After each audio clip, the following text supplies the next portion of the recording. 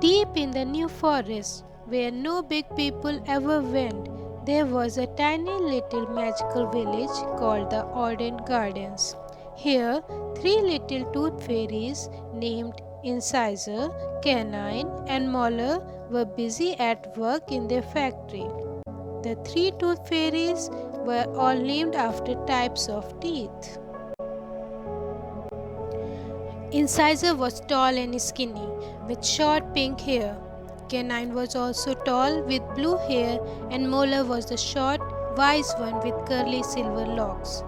All day long, the busy little fairies cleaned and shined the children's milk teeth they had collected during the night.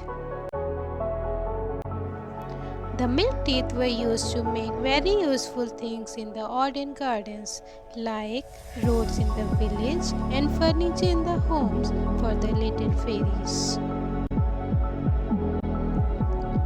One day, Incisor realized that the teeth coming into the cleaning factory were not as strong as they used to be. "Oh dear," said Incisor, "these teeth are fragile and brittle, with holes and black spots. They crumble as soon as I try to polish them with my glue. Whatever are we to do?" "Yes," said Canine, "I know exactly what's wrong.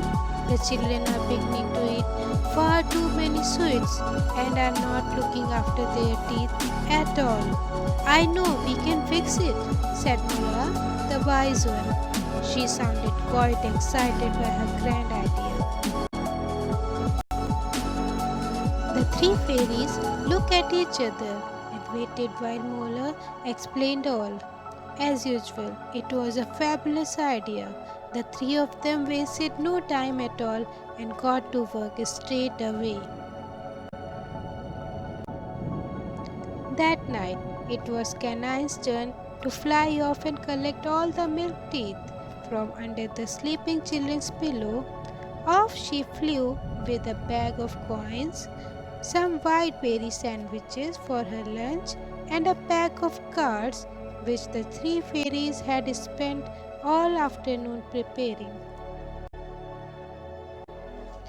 It was such a treat to leave the forest and see the city skyline, but it was a dangerous place for fairies.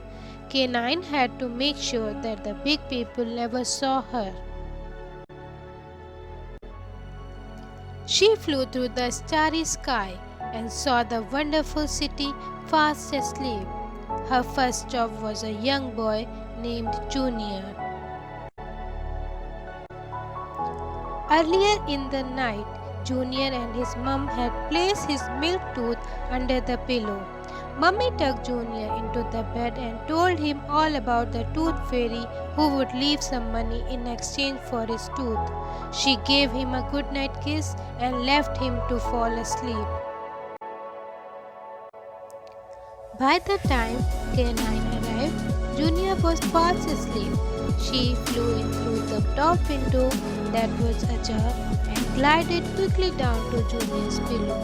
She perched beside him and braced herself in preparation for the task.